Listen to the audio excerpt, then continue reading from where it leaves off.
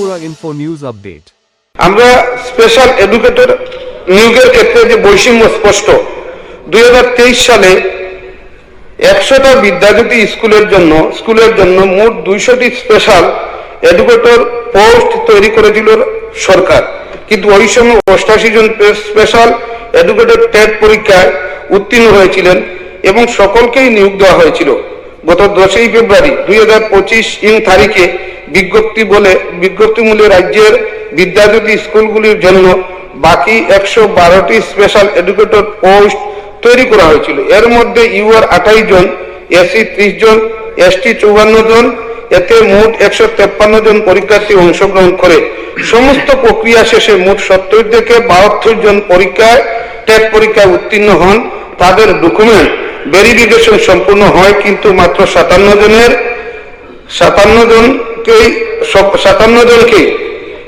জনের merit list প্রকাশ করা হয়। কিন্তু একই পোস্টে 2023 সালে 88 জন পরীক্ষার্থী উত্তীর্ণ হয়েছিলেন, সকলকেই অফার প্রদান করা হয়।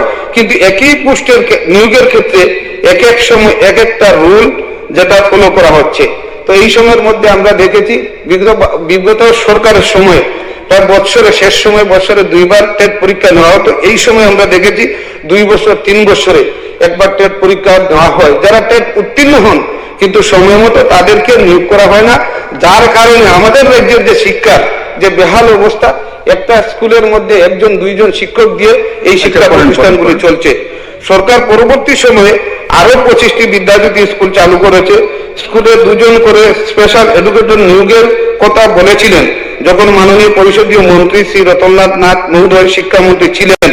এতগুলি পোস্ট খালি থাকার সত্ত্বেও যারা টেট কোয়ালিফাই হয়েছেন তাদের বঞ্চিত না রেখে তাদের প্রতি মাননীয় মুখ্যমন্ত্রী সদৃঢ় দৃষ্টি প্রদর্শন করার জন্য আহ্বান রাখছি। মাননীয় Subscribe to Tripura Info and press the bell icon so that you never miss any latest updates and news on Tripura.